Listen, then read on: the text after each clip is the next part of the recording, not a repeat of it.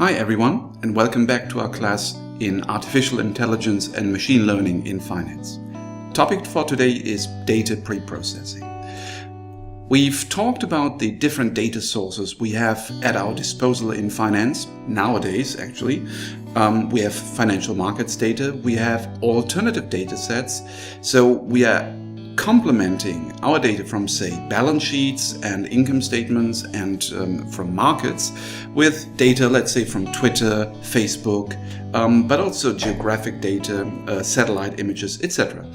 So financial and other data nowadays are often quite incomplete. For example, you have missing values, you have missing attributes for some data points. Sometimes we have granular data, sometimes we have aggregated data. So depending on what you want to do and want to achieve with your data analysis, you sometimes need to aggregate the data, or you need to disentangle, if that's possible, aggregated data back to the granular data they were created from. Financial and other data are often also sometimes noisy. They contain errors.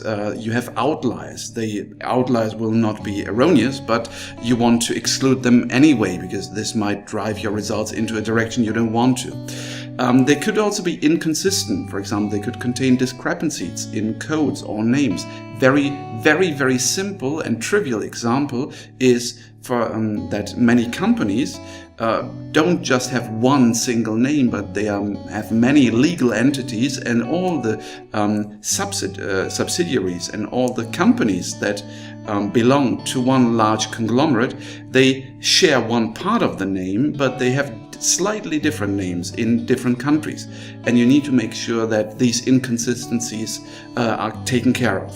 So data pre-processing is about resolving these issues, making sure you have complete data, you have no errors in your data, and everything is consistent. You need to transform raw data into a format that is understandable by the computer and by your machine learning algorithms. And data pre-processing is now key to a good model performance.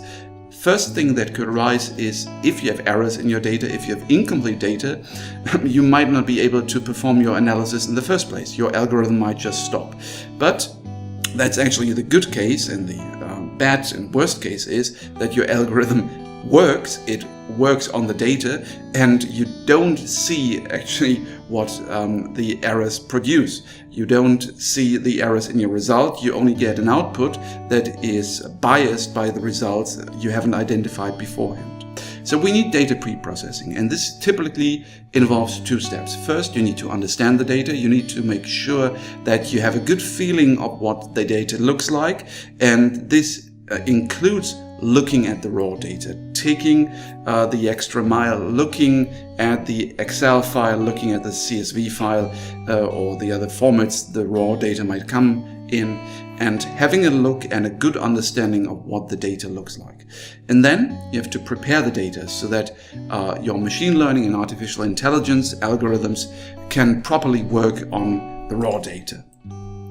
Now, if we have a look at what Les Meister in 2015 proposed, the main tasks of data understanding are, first of all, collecting the data.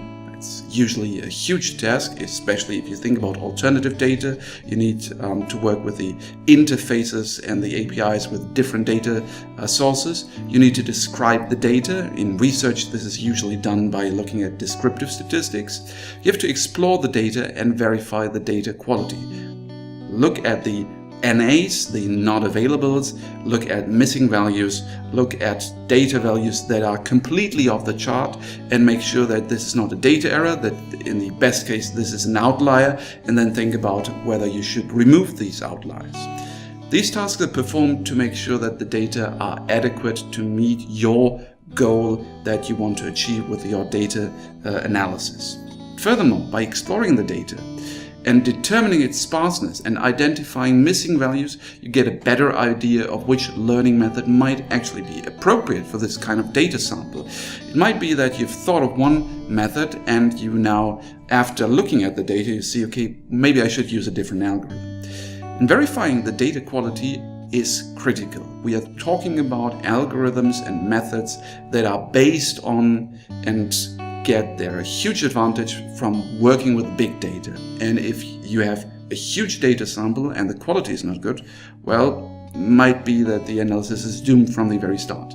So understanding who collects the data, how it is collected, you can try to identify incomplete, erroneous data. It might be that the data vendor already tells you that, okay, we are rounding values. We don't have access to this sort of data, or sometimes for that variable, for that feature, we do have some missing values. So it's possible that rules for collecting the data change over time, and when this happens, this will lead to structural breaks in the data, which isn't a problem per se, but you need to be aware of this, and you need to account for this in your analysis. Now, in data preparation, you need to select the data, you need to clean the data, construct the data, integrate and format the data. In the simplest example, this would simply mean put it all into an Excel file, put it all into a spreadsheet, and make sure that the spreadsheet at the end is in a format that is readable by, let's say, R, Stata, or any other statistics program. So the goal of these tasks is to get the data ready to use as input in the algorithms. In other words, make it ready to use in your statistical software. This includes merging data from different sources, feature engineering, and maybe further transformations you need to apply to make it readable to the computer. Some algorithms require categorical variables, yes or no, and this needs to be formatted into the way 1 or 0 or true, false, or to be formatted as factors. So this is sometimes seems to be very trivial, but this is one part of your data analysis that will take up a lot of time. And the data might be split into training, test, and validation set. We saw that in the very first video, which is quite simple, I guess, but at least you need to remember this. Now, data understanding and data preparation are often not performed separately, but are interrelated. And as an example, we will later have a closer look at the German credit data set by Dwyer and Graf.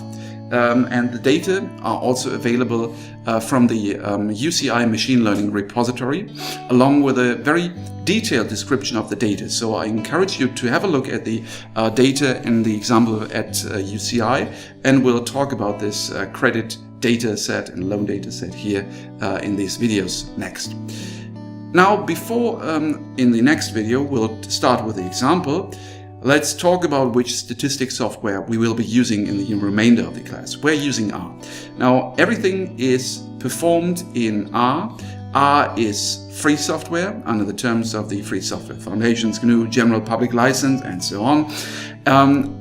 I and my team, we would recommend you the use of RStudio, the RStudio desktop, which is just a little bit more comfortable and has a higher usability than the standard R software that is distributed. And this is also for free. You can find the link here. If I find my cursor, yes, here's the link.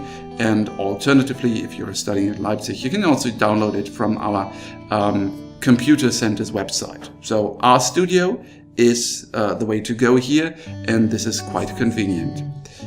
Now, R is a language and environment for statistical computing and graphics. It's one of the major languages for data science, has been around for decades, and it's highly extensible via packages. That's why with the new algorithms and new methods for machine learning and artificial intelligence, we've just seen an increase in the number of packages that are purely devoted to these methods, and the standard statistics packages are obviously also around.